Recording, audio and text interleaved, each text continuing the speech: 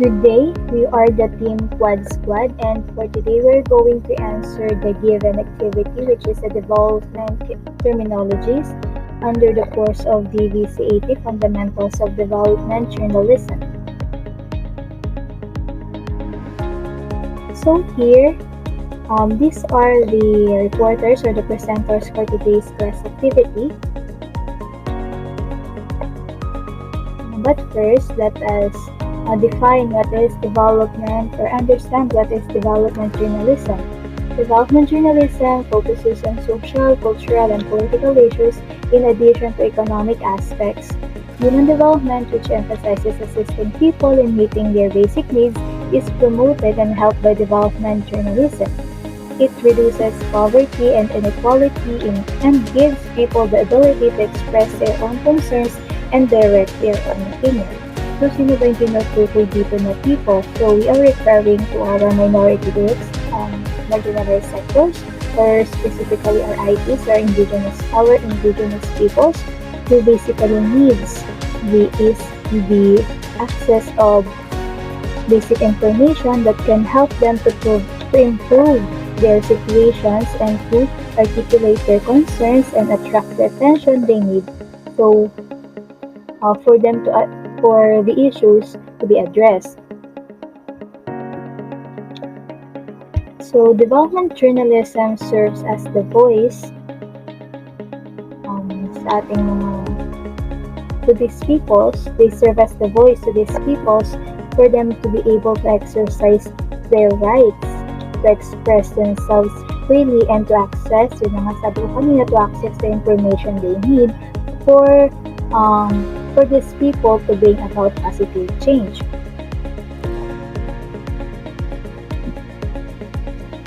Another thing is development journalism is democratic and emphasizes both bottom-up communication, which produces news that incorporates the views and opinions of those who are most adversely affected by modernization.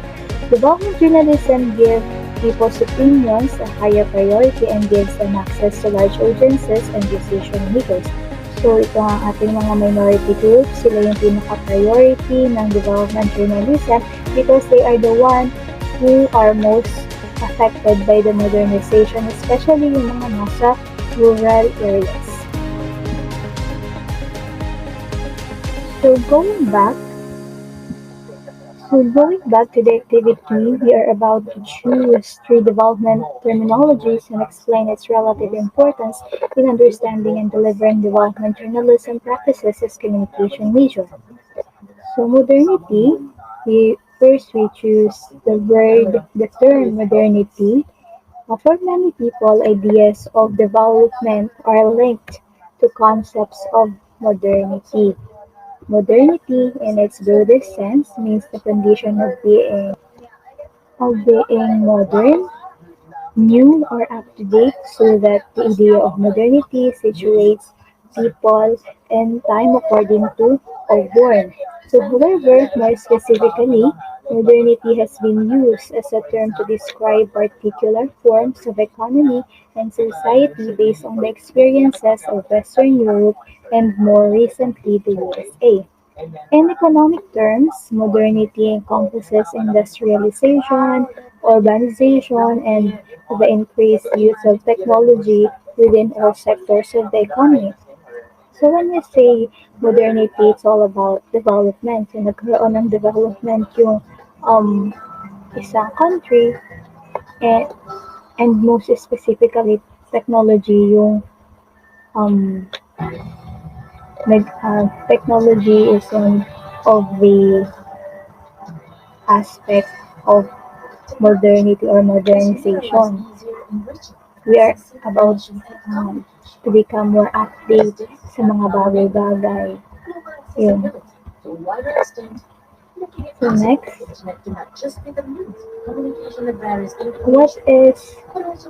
what is now the relative importance of modernity in understanding and delivering development journalism practices as communication media? So journalism is a product of modern history and it's shaped by the politics of the places where it works. In liberal democracies, it's based on the ideals that knowledge is important, that expression or the freedom of expression, freedom of speech should be free, and that reliable information is good for our society. So it's been driven by the invention of new technologies such as paper, printing, electricity, photography, and now of course digital, social media, and the internet. So malaki na yung pinagbago ng ating journalism sa bansa nung nagsimula dati sa yun nga, nagkaroon ng radical change over time kasi before nagsimula tayo sa medieval scribes, recording war and taxes, to pay pamphleteers in coffee shops, waging political battles, to mass market newspapers that use new technology like trains and telephones, to gather and spread the news, to television and radio that allowed to see, hear, and connect with the rest of the world. So nagkaroon ng development through times.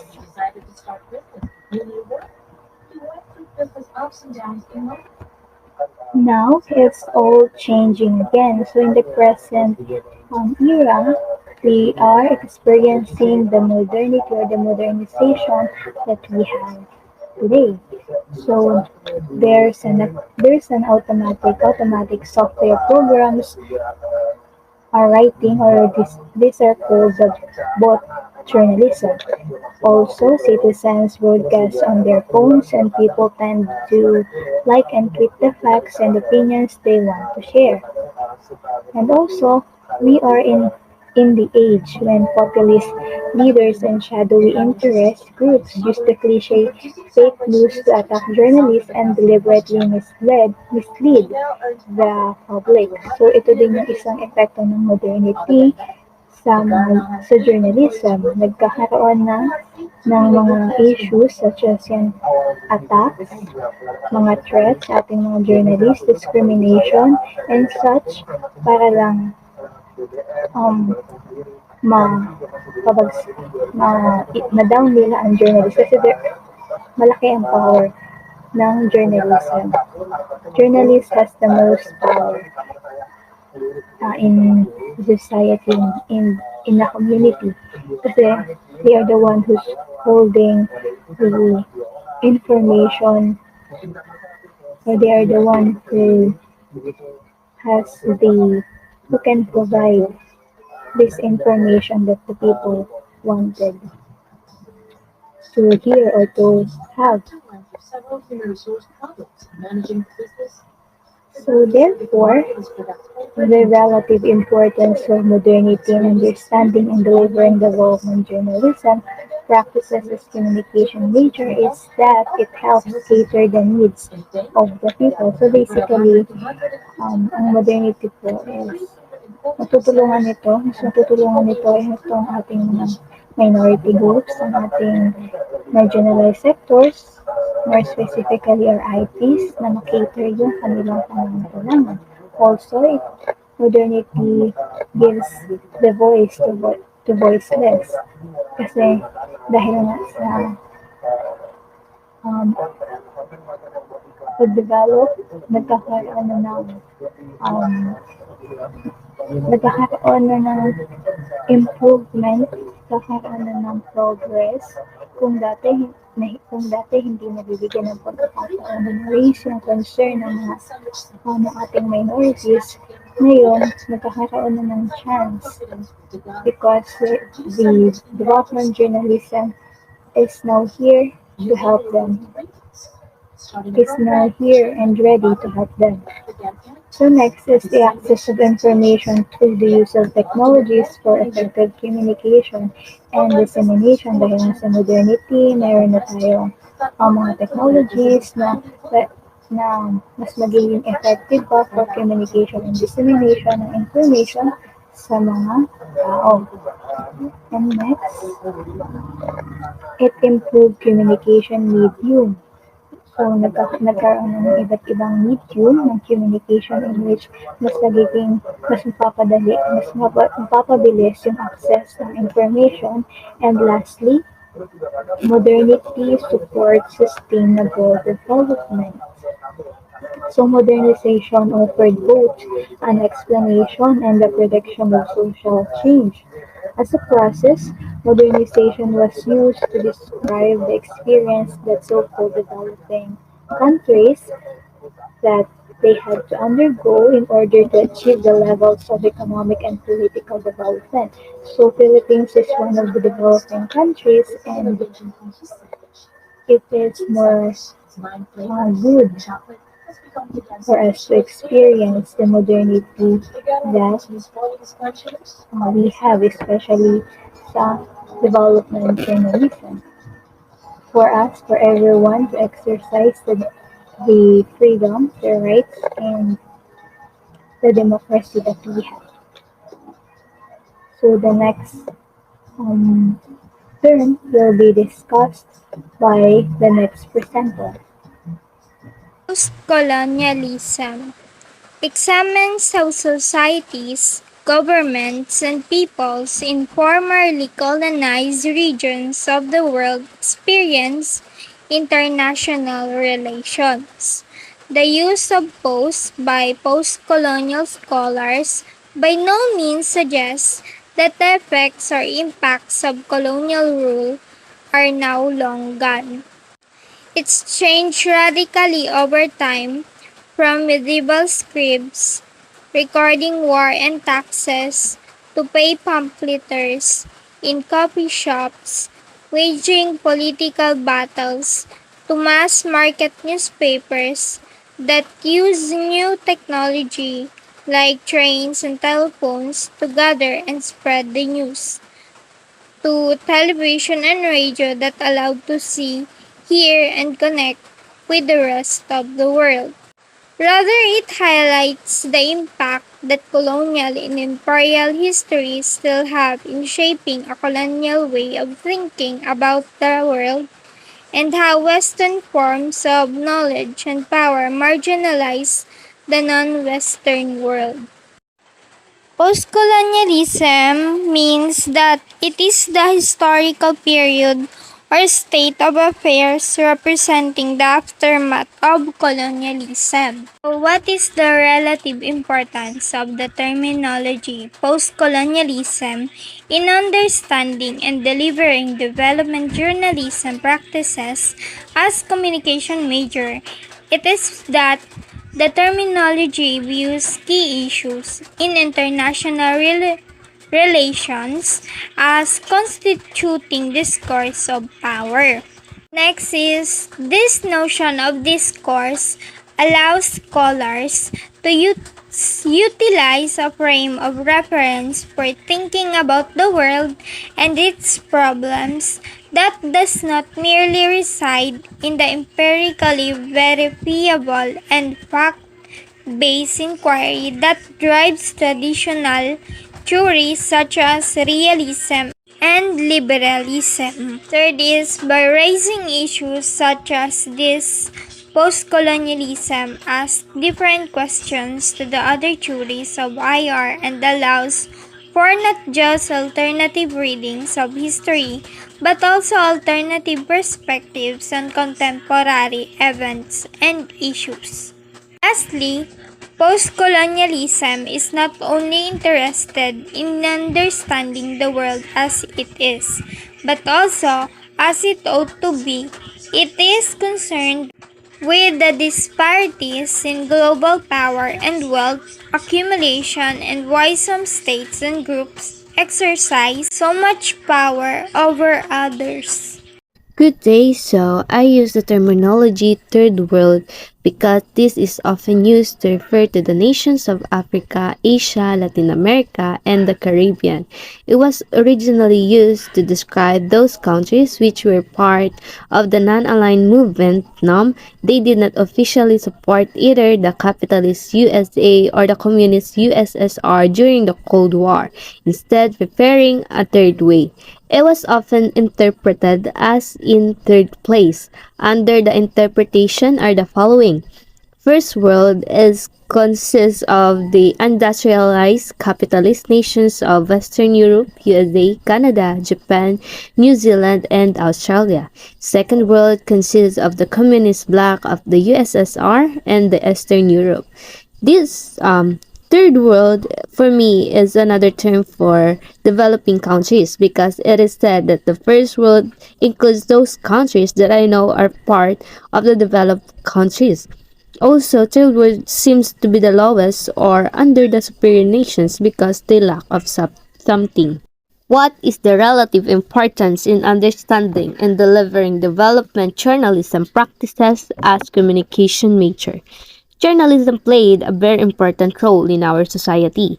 They gather data or information and present it in layman's terms for the ordinary peoples who are reading newspapers, watching television, and listening to the radio in a way that they will easily understand it. Journalism also filters crucial issues and events that the peoples have to know for them to have ideas about the environment that will surround them. And in terms of using it to the third world, we will find out that development journalism is a very crucial part for the nations included in the said third world. There will be a lot of issues regarding this terminology for it doesn't support the capitalist USA or the USSR during the Cold War for they will be claimed as the third way or the third place. Journalism is very important to each of one of us. We all know that they gather info and data for them to share the issues, conflicts, and some resolutions to the society we are living in. Journalism helps us in a lot of ways. We will become aware of the things na alam nating kailangan nating malaman, lalo na at parte tayo ng isang bansa na may mga hinaing issues na kailangan nating bigyan pansin at para na rin alam natin kung ano ang magiging action natin sa mga bagay na ito. Journalism is a kinder crucial to the third world. It's like in a ranking levels that you are placed as the lowest while the others are progressing, developing, and achieving the things that is deprived to you. In practice, media development often faces obstacles in the form of low professional journalistic standards, a lack of financial resources, weak technical skills, fragmented legal frameworks, and an undemocratic political system. There is also a risk that in patronage societies, the media may not able to break free from its political constraints and may operate according to the clientelism or be captured by private interests, media capture. Under these circumstances, there are questions about how and whether donors can ensure that supporting the media will benefit the public interest. There's a lot of issues being said in this terminology. The third world, or we ought to be the developing countries, are facing a lot of challenges when it comes to media development or the development journalism. Low professional standards, lack of financial resources, weak technical skills, undemocratic political system, name it. The freedom is kinda hard for them because they are owed to follow the private interest and not for the public interest. One of the benefits of pluralistic and independent media is increased transparency, which allows citizens to hold their governments accountable. According to UNESCO, it is only when journalists are free to monitor, investigate, and criticize a society's policies and actions can good governance take hold. However, there's still a benefits for being independent media in a third world or the developing countries. They allows the citizens to hold their governments accountable. However, journalism in developing countries possess additional challenges. Reporters face threats and harassment from corrupt governments, militias, or local gangs. In addition, they often have low salaries and have to work for politicized media outlets. But then, meron pa ding talagang challenges na kailangan kaharapin ng mga developing countries or the third world. They face threats, harassments, or the worst, they will found dead. This lack of freedoms prevents journalists in developing countries from actively criticizing policies and vocalizing the needs of the marginalized communities. But both of these are necessary to empower citizens and hold governance accountable. Lacking the freedom in developing countries is like depriving yourself to speak up about the truth that you hold.